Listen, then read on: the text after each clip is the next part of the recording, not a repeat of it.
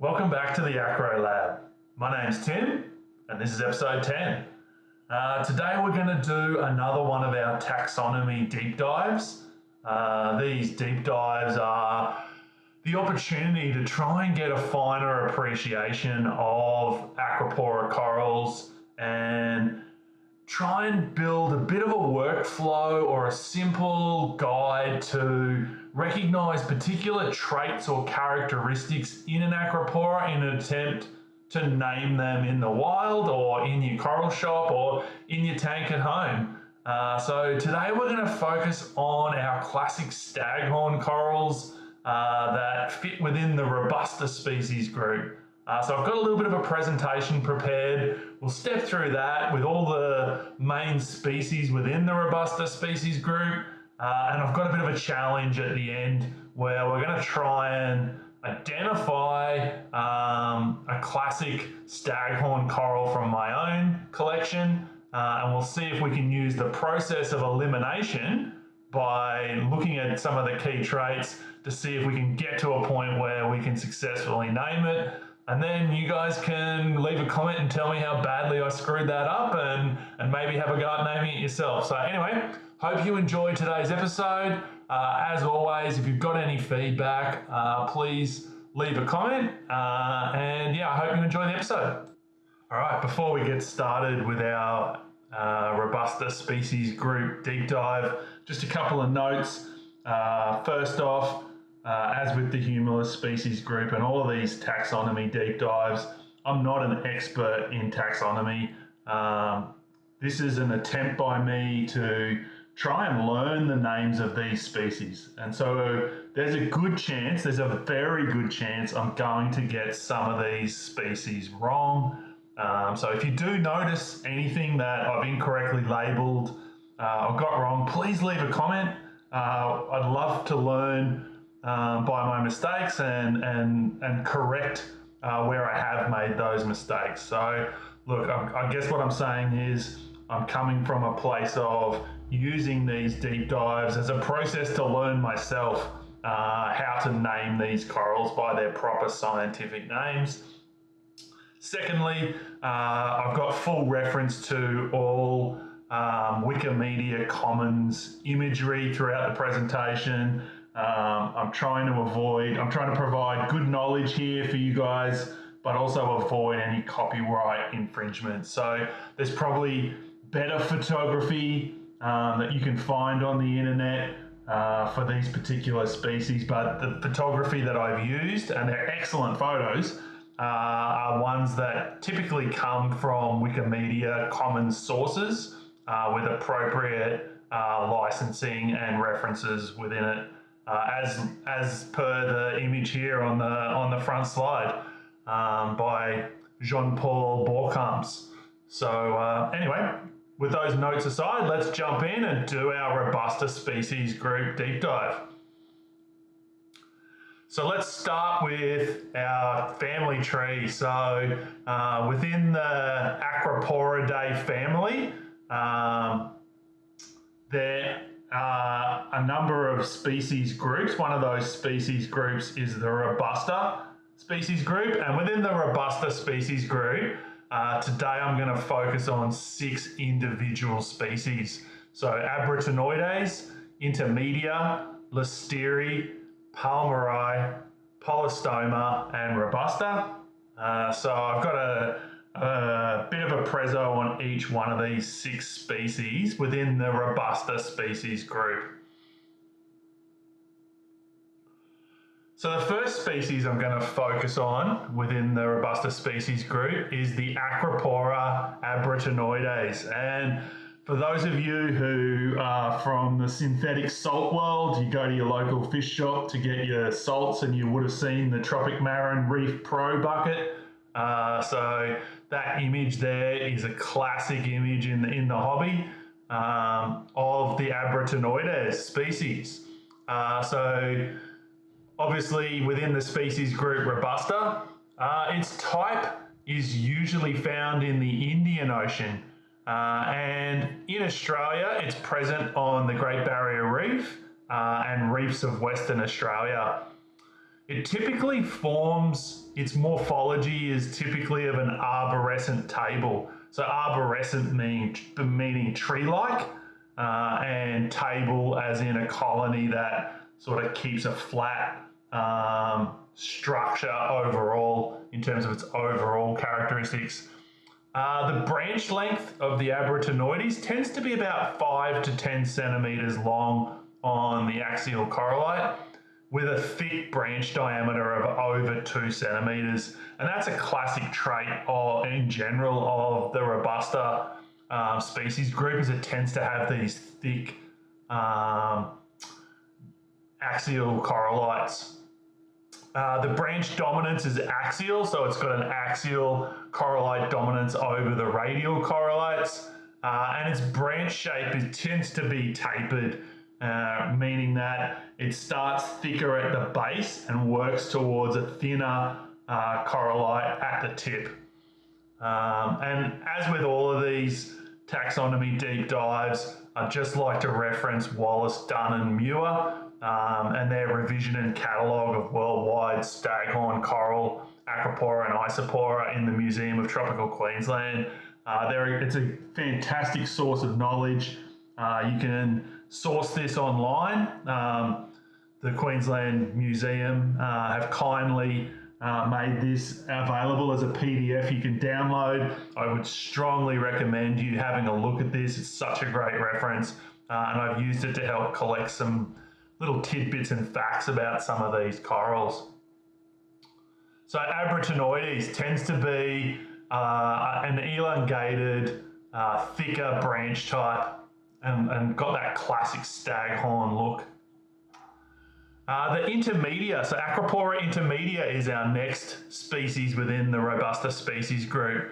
Its type tends to be in the Maldives, and it's present right across Australia in the Great Barrier Reef, on the east coast, on the West Australian reefs, and up north in the Northern Territory as well. It's got an arborescent morphology, so arborescent meaning tree-like, and it's got a longer branch length than the Abratinoides. So if you remember, the Abratinoides tended to have an axial correlate around 5 to 10 centimeters, whereas you can see in the image here, the axial correlates on this are much longer and tend to be in excess of 10 centimeters. It's still got that thicker branch diameter, greater than 2 centimeters, and it's still got that dominance of the axial correlate. And it's got that classic tapered branch shape as well. So if you flick between the images, oops, wrong way, you can see that the Abratinoides tends to have like less length in the, less branch length than the intermedia. So that's a great way of sort of differentiating those two species within the species group. The next species within the Robusta group to focus on is the acropora listeri. I hope I've pronounced that correctly. Its type is in Tonga, and in Australia it tends to be present on the east and west coast in the Great Barrier Reef and the reefs of Western Australia. It's got a corimbose morphology, and its branch length is smaller again than the Abratinoides and the intermedia. So it's got that 2.5 to 5 centimeter branch length, which you can see in the image here. The corals are still quite thick, but the branch lengths are stubbier and shorter. It's still got that axial branch dominance and that tapered branch shape. So already between these three species, the Abratinoides, the intermedia and the listeri, the branch length tends to be a way that we can differentiate between those three. The next species looks quite odd in the image, the palmeri. I could find some images that I couldn't put in here for copyright reason that show the incrustation that you see in this image here, but then has thick staghorn corals growing up out of the center of that incrustation. But unfortunately, I couldn't find an image that had that present. So we'll work with what we've got. So palmeri tends to be its type is in the Marshall Islands, and in Australia it's only found on the Great Barrier Reef. Its morphology is encrusting, and its branch length tends to be less than 2.5 centimeters where it does shoot up axial corallite. So again, that branch length tends to be a good identifier for this particular species group. The branch diameter 1 to 2 centimeters, and it's again got that axial and tapered, axial dominant tapered branch shape. Next in our Robusta species group is the acropora polystoma. So this type tends to be in Mauritius, and in Australia it's present on the east and west coast on the Great Barrier Reef and the reefs of Western Australia. It's got that corimbose morphology with a branch length that's again quite short and stubby at around 2.5 to 5 centimeters. Slightly thinner branches, branch diameter tends to be less than 2 centimeters, in and around that 1 to 2 centimeter range. And it's got the classic axial dominance with the tapered branch shape as well. And our last species within the Robusta species group that we're going to look at is the Robusta, Acropora robusta itself. And its type is in Fiji, and it's present right across Australia's reefs in the Great Barrier Reef on the east coast, the reefs of Western Australia, and up north in the Northern Territory as well. It tends to form as an arborescent table. It's got a branch length of 5 to 10 centimeters and a branch diameter typically greater than 2 centimeters. So those thick branches, again, classic of those sort of staghorn corals. And it's got the axial corallite branch dominance and the tapered branch shape. All right, so let's have a look at some video footage now of a particular staghorn coral from my own collection. It's a blue staghorn, and it's a blue staghorn. The branch lengths on this particular piece tend to be up to 10 centimeters, maybe even slightly longer than 10 centimeters. So what I've done here is I've got a bit of a table down below, and I've gone through, and everywhere where a particular species within the Robusta species group has a characteristic that could help name it, I've coloured it green, and where it doesn't match the piece in my collection, I've coloured it orange. So for example here, if we look at branch length, this particular branch length for this fella here is 2.5 to 5 centimeters, which is too short. So I've crossed him out. The Listerii, Palmeri, Polystoma, again, very short branch lengths. So really the three branch lengths that could help explain it is the Abractinoides, the Intermedia, and the Robusta. If we look at the branch diameters of those three, they all tend to be in excess of 2 centimeters, so they all get green there. They're all axial dominated, they're all tapering. Their predominant outlines are, or shape or morphology is arborescent table to arborescent, so that again classifies it. Based on this particular species in my collection, I'm actually convinced that the branch lengths are greater than 10 centimeters.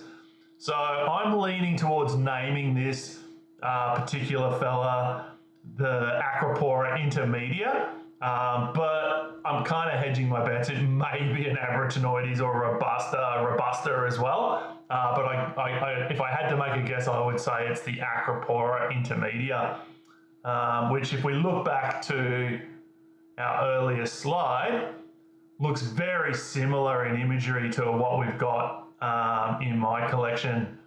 Even the colour on this fella looks really similar with those long branch lengths. So yeah, that's particularly that corallite at the top there. You can see that, you know, my hand is easily longer than 10 centimeters, and that branch was well beyond that. Hope you enjoyed that taxonomy deep dive on the Robusta Species Group. We'll have more of those coming up shortly. Next episode, we're going to focus on lighting. We're going to look at two main things. I've been thinking a lot recently about my colour spectrum, and I've added 2 light features in the last couple of weeks. We're going to talk through the pros and cons of different colour spectrums and what it means for growth versus fluorescence and coloration.